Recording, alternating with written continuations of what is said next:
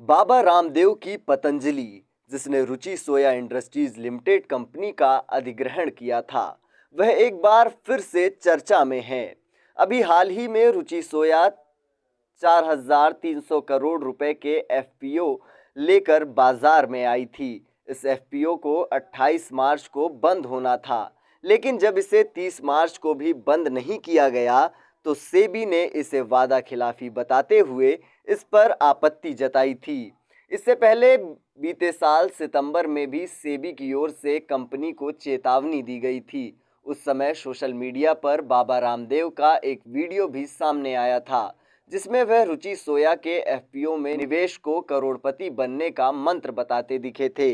सेबी की ओर से एफपीओ का प्रचार बताते हुए रुचि सोया को चेताया गया था। आइए आपको बताते हैं बाबा रामदेव की रुचि सोया की वह कहानी, जिसे जानकर आपका भी सर चकरा जाएगा।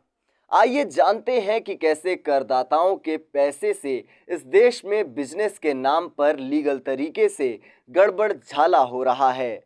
बाबा रामदेव के ट्रस्ट पतंजलि ने जब रुचि सोया का अधिग्रहण किया था, उस समय इस कंपनी पर बैंकों के करोड़ों रुपए का बकाया था, पर इसे नजरअंदाज करते हुए बैंकों ने बाबा रामदेव के ट्रस्ट को रुचि सोया को खरीदने के लिए फिर से कर्ज दे दिया, जो पहले से बैंकों का पैसा डुबा चुकी थी।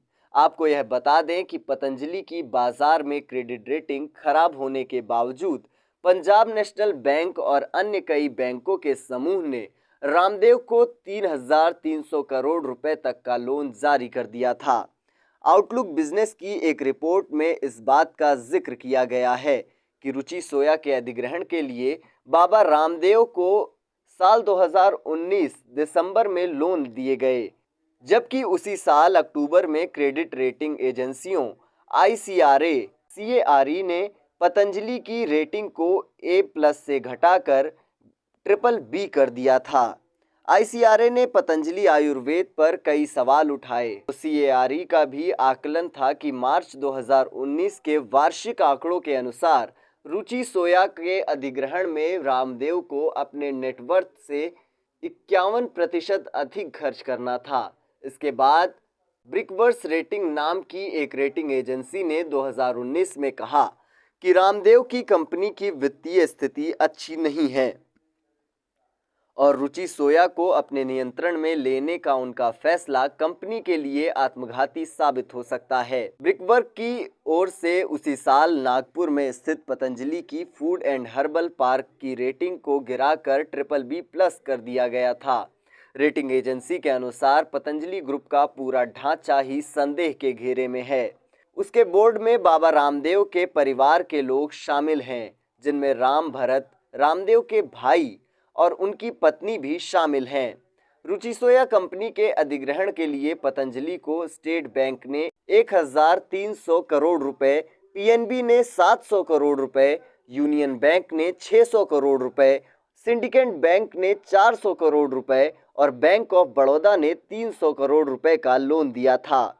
ये लोन ऐसे समय में जारी किए गए थे जबकि भारतीय स्टेट बैंक ने 933 करोड़, पीएनबी ने 346 करोड़, यूनियन बैंक ने 149 करोड़, सिंडिकेट बैंक ने 147 करोड़ और बैंक ऑफ बड़ौदा ने 121 करोड़ के लोन लेकर रुचि सोया कंपनी पहले ही डूबो चुकी थी। इन्हें बैंकों की ओर से नॉन परफॉर्मिंग असेट्स घोषित किया जा चुका था। जब पतंजलि ने रुचि सोया का अधिग्रहण किया, उससे बहुत पहले साल 2017 में ही रुचि सोया पर 12,146 करोड़ का कर्ज था। इस कर्ज में 9,385 करोड़ रुपए के सार्वजनिक क्षेत्र के बैंकों और वित्तीय संस्थाओं के थे। कंपनी के खिलाफ एनसीएलटी में केस भी चल रहा था। साल 2019 में कमेटी ऑफ क्रेडिटर्स ने जब रुचि सोया के अधिग्रहण के लिए पतंजलि का 4,350 करोड़ रुपए के प्रस्ताव को मंजूरी दी थी, तो उन बैंकों ने भी बाबा रामदेव को लोन देने में हिचकिचाहट नहीं दिखाई, जिनका पैसा रुचि सोया के पास डूब चुका था। रुचि सोया को खरीदने के लिए 4,350 करोड़ रुपए की खरीदारी प्रस्ताव पर बैंकों ने पतंजलि को 3,300 करोड़ रुपए के लोन जारी कर दिए। रुचि सोया के पतंजलि के इस अधिग्रहण प्रस्ताव के अनुसार बैंकों के कुल 4,053 करोड़ रुपए की राशि लौटाई जानी थी। आपको बता दें कि इस स्थिति से पहले भी रुचि सोया नाम की कंपनी पर बैंकों का 9,385 करोड़ रुपए का बकाया था। इसका साफ मतलब यह था कि अगर पतंजलि बैंकों को 4,053 करोड़ रुपए भी लौटा देती तो बैंकों के हिस्से में अपनी डूब चुकी रकम का सिर्फ 57% हिस्सा ही वापस मिलना था।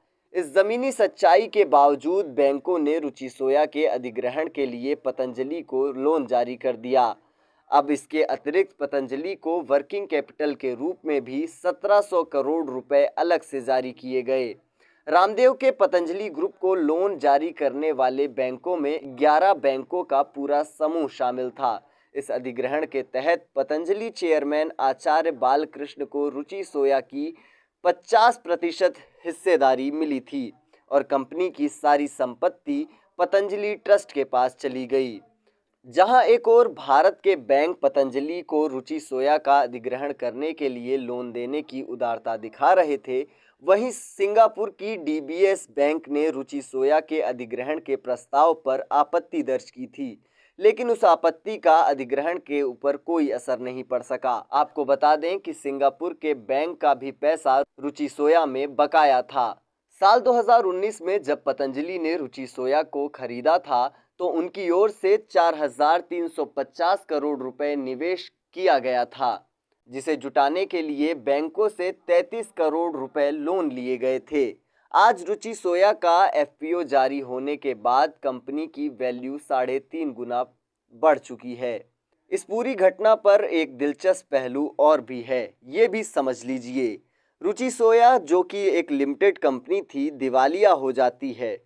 कंपनी पर पब्लिक सेक्टर बैंक का 12,000 करोड़ रुपए का बकाया था।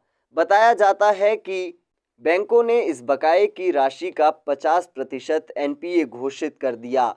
अब कंपनी पर सिर्फ 50% की देनदारी बची थी। इसके बाद शुरू हुई उसके अधिग्रहण की कहानी। एनसीएलटी की ओर से कंपनी को बेचने का प्रस्ताव लाया गया। सिर्फ 2 ही ग्रुप ने इस कंपनी की खरीदारी पर दांव लगाया, जिनमें एक था पतंजलि ग्रुप और दूसरा था Adani Wilmer group. Adani group ने वित्त की शुरुआती दौर में ही अपने हाथ पीछे खींच लिए और इस रेस में सिर्फ पतंजलि बची। पतंजलि की ओर से रुचि सोया की खरीदारी के लिए 4,350 करोड़ रुपए का प्रस्ताव दिया गया, जिसमें 3,250 करोड़ रुपए बैंकों से कर्ज के रूप में लिए जाने थे। इस लोन की गारंटी देने के लिए रुचि सोया के वही स्टॉक इस्तेमाल किए जाने थे जिनका मूल्य डेब्ट रिस्ट्रक्शन प्लान के तहत शून्य कर दिया गया था। बैंकों ने भी इसके लिए हामी भर दी थी। बैंकों के इस फैसले से वही स्थिति बनी थी जिसकी हमने कहानी की शुरुआत में चर्चा की। मतलब जिस कंपनी ने बैंकों के करोड़ों रुपए डुबो दिए थे, उसी को खरीदने के लिए बैंक एक दूसरी पार्टी को करोड़ों रुपए फिर से लोन दे रही थी। बदले में बैंकों का जितना पैसा डूबा था, उसका आधा हिस्सा ही बैंकों के पास वापस आने वाला था, वह भी जब पतंजलि अधिग्रहण के प्रस्ताव के मुताबिक बैंकों को उनका पैसा वापस लौटाए। उसके बाद उसकी रुचि सोया की 25% हिस्सेदारी पब्लिक को बेचने की सेबी की ओर से परमिशन दी गई। केवल 1% पब्लिक शेयर होल्डिंग वाली कंपनी को शेयर बाजार में लिस्ट रहने दिया गया। एनसीएलटी के आदेश के बाद सेबी ने भी उस समय इस सब पर असहमति नहीं जताई। उसके बाद शुरू हुआ रुचि सोया के शेयरों के उतार चढ़ाव का खेल। बाजार में मौजूद 1% शेयरों को भी कोई बेचने को तैयार नहीं था। शेयरों की कीमत 2 साल में 3.50 पैसे प्रति शेयर से 1,053 रुपये प्रति शेयर पर पहुंच गए। वर्तमान में वही रुचि सोया कंपनी, जिसे खरीदने के लिए पतंजलि ने साल 2019 दिसंबर में अपनी जेब में सिर्फ 1,000 करोड़ रुपए लगाए थे, उस कंपनी की वैल्यू अब 31,000 करोड़ रुपए हो गई। इस कंपनी का 99.5% मालिकाना हक पतंजलि के पास था।